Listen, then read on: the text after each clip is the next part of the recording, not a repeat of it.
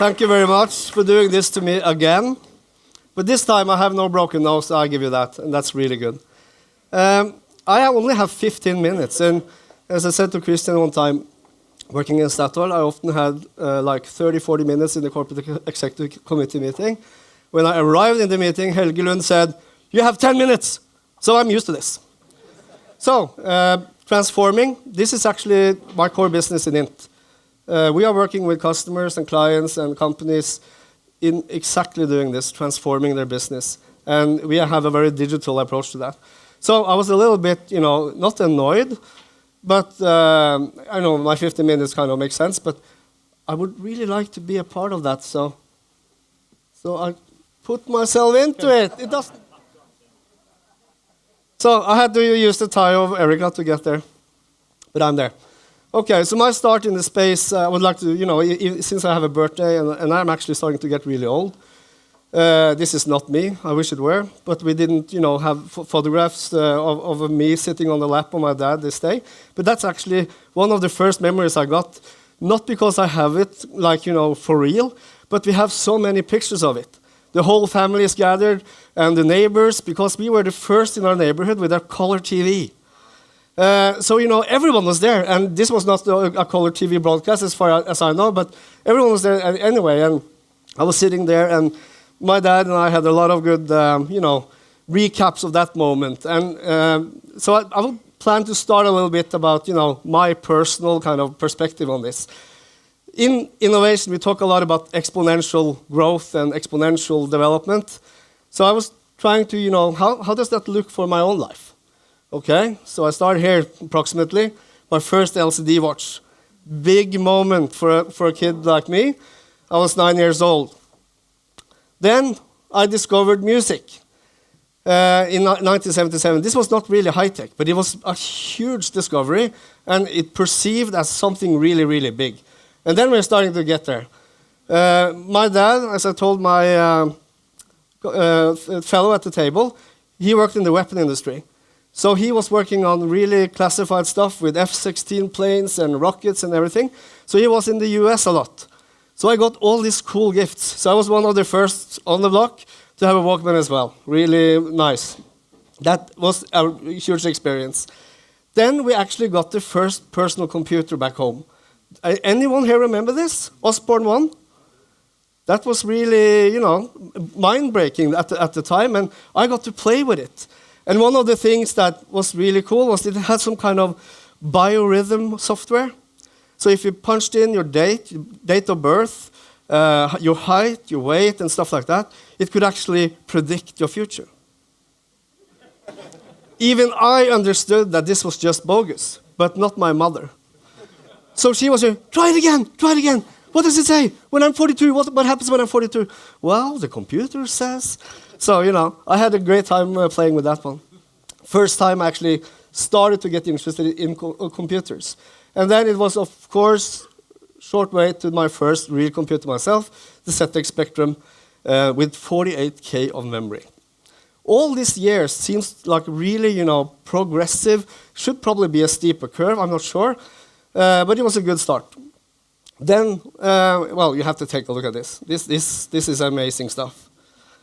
And it's not that long ago, actually. So, but since I can remember it, it probably is, long ago anyway. Okay, so then you have the 80s. Education, girls, several dimensions of that. And as we all remember, 80s was horrible stuff. I actually lost track of whatever innovation went on in that period. And I think you understand why when you take a look at this. It's making a presentation like this and finding stuff like this, it's for real. Wow. But in the end of this period, and when I was actually ready with my second kind of academic education, I had 6 exhibitions as an artist that year.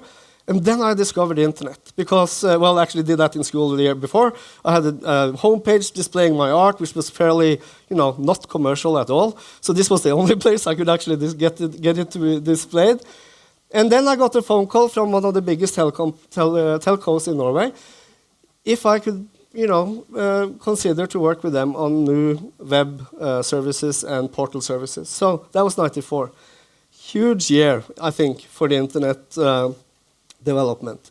So since we have, ARPANET from 69 or 68 or something, till that, early 90s, it was almost nothing developed at all. But this is where the commercial things is starting to happen. And I think that's very, very interesting. So now, 20 years later, everyone in this room, we don't think about it that much. But what a change this has been. How many industries this has transformed in just 20 years?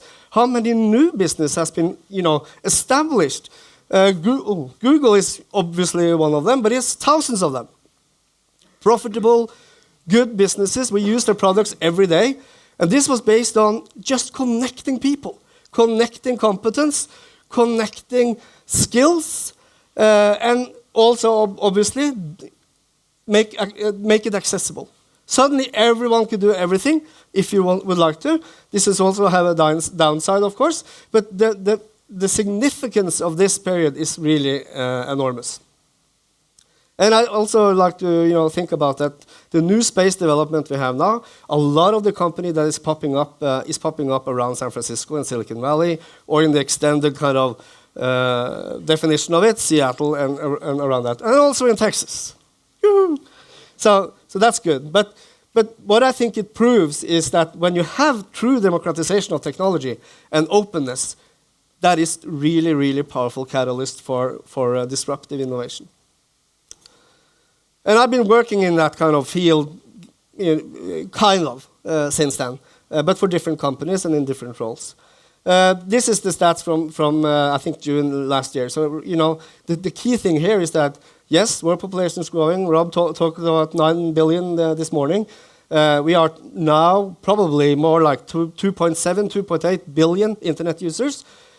So, with other words, if you got to think like Google, wow, we are just started. There's so many people left. And you have whole continents that is not actually online. And there's so many people working on this now. Larry Page, Mark Zuckerberg, Elon Musk, everyone would like to connect the next billion and the next billion after that. And who knows what happens when we do that. So we are still kind of halfway through. The potential today is to actually connect 5 billion people. Oops. This is a serious piece of hardware. Okay. So I have worked in Statoil, and I talked to some of you about that. And different roles. The last 2 years, I was head of open innovation in Statoil. So I got to really dive into it. And we had an open innovation portal that didn't really work. We had that for like 2 years before I started on it. And the first thing I did was, try to scrutinize that. What goes on? What do we do? What do we do wrong? Why are we not creating results? So immediately after starting in this new corporate innovation department, I started to dive into that. And one of the things we found out is that we are not really good at describing what the problem is. We are just, flushing it out there and hope for some lucky coincidence.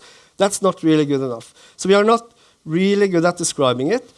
And when we get that far, we are not really good at visualizing it or making it, understandable, graspable for the people or companies that will be solving this. So we started to do some work on that as well.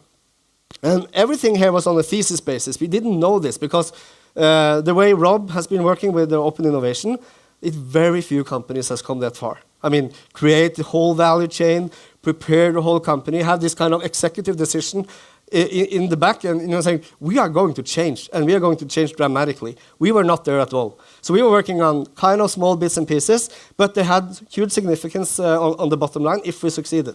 So that's good. So we started with a process, and this is similar to a lot of other processes, where we try to describe the needs pretty well and kind of follow that through. Instead of going directly from needs to new solutions, we would like to have these steps to make sure that we had some quality in between. What's really interesting here, and this I think is, coming back to that for the space industry, is that if you have a huge problem, and you don't want to share that with everyone, because it has a lot of implications. It's IP, it's policies, it's it could be security issues. So that's a big challenge. But if you do this in the way I'm proposing that you can do this. You can take one of these problems and you can deconstruct it into very many small problems. And every of these problems is totally harmless. I mean, the one you actually choose to go open with can be totally harmless. And in a way, you know, if you do that, so you have one problem, you deconstruct it into like 10 challenges, and then you start to think about, okay, for this challenge, who will be the right, what will be the right channel? Is it MIT, Stanford, Oslo Universitet, Stavanger Universitet? Is it maybe internet? I mean, really open it up, crowdsource it.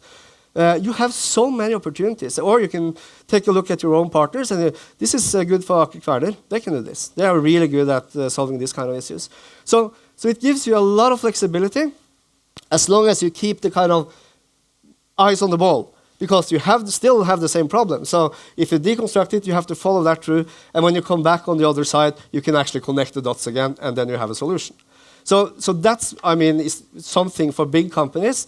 That's the kind of potential in open innovation, and also for the space industry, in my opinion. So we worked along with this. I'm going to show you a little bit more. So yeah, and then we kind of rejuvenated the portal and tried to go deeper, illustrate more, use different assets, different kind of approaches to tell about how we actually would like you to work. Because that also was something that was lacking in the previous effort. It was no real expectation of anything. And mind you, most innovation kind of challenges like this, they have prices, incentives as prices. There's a money to be, you know, money purse to be won, but we didn't have that. So the incentive here was kind of, if you are working with us on this and you have a good and substantial idea, you might actually get to develop this. And there's a huge upside in that. So we were really approaching kind of industrial players in this. And as I said, the communication level here, you know, take this seriously instead of just flushing out some kind of white papers and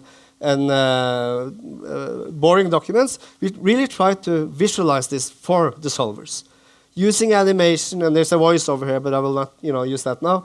Using animation, trying to kind of be very clear about what we are after and also what the upside is. And this is also something I see in a lot of other industries, that there's so much to be gained if you do this properly. Communication is important, but it needs to have a very firm foundation and core in order to work for innovation. So otherwise, you know, I'm pretty sure Rob has the same experience. You see everybody's talking about innovation, and they talk and they talk and they talk, and they don't do anything. They just talk about it. So for this specific case, that was the first challenge we released on this new kind of setup. And it took 1.5 years from the ideas came in to we actually had a handshake at our business side. I said, yes, we're going to work with this. And they are working with that. So it probably will take 2 to 3 years to develop a prototype. But this is the first time we actually have done that. So Statoil has got an idea from the outside. And after 1.5 years with really, really hard work, they were actually on board. So this is what I learned. Open innovation is not marketing. I really wish that more people could understand that. Because a lot of companies use this for as greenwashing or kind of sexing up the company. This is work, you know. It needs to start with where they really need this and what kind of solutions you are looking for. It can't be handled by communication people. But visualization and communication is really important. It's important to know where they are, the guys you want to know, and you want to reach. You need to know where they are, what kind of channels they are using, what kind of newspapers they're reading, what kind of websites they are using, all this kind of stuff. So there's a huge market kind of discipline in that, but it needs to start in the right place. And I also didn't mention that, but we also opened this up on the social side. So we integrated everything with LinkedIn, and this was very experimental, but it actually worked. So after a couple of days, people started to share stuff with each other, and they had discussions of, well, maybe you can do this, and have you heard about this material technology? That's supposed to be, working. And then we saw that people are sharing stuff with each other, so that's also working. But at the same time, 99% perspiration is still true. You can't really expect any wonders to happen. You have to follow it. You have to nurture it. You have to work it from the inside and the outside. So, back to the space industry. I think everything, I mean, we had a very good discussion at dinner yesterday. And Jim and Erica talked about, maybe oil and gas industry really is a natural, thing for space industry. Because it's about harvesting resources, it's about exploring, it's about, they have all these disciplines. And I really think this is just something I did really quickly yesterday to kind of visualize something. But what I see today is that you have a lot of mechanisms also in space industries. You have all the governmental institutions, you have all the companies, of course, but there's nothing that actually ties them together. And I think there's some degree of openness, but not enough.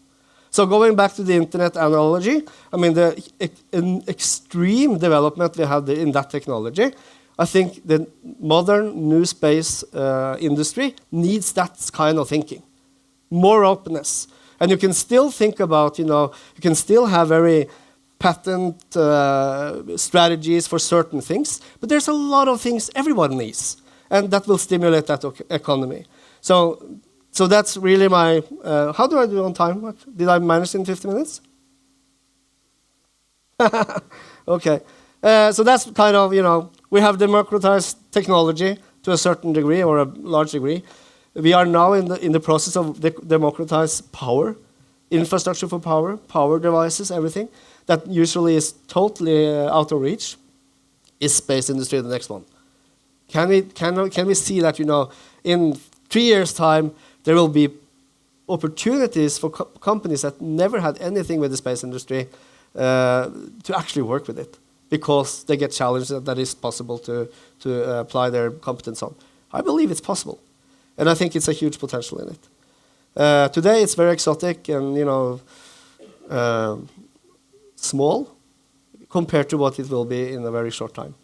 So since it is my birthday, and I have a vision about surfing while we actually are launching rockets in the background, thank you very much.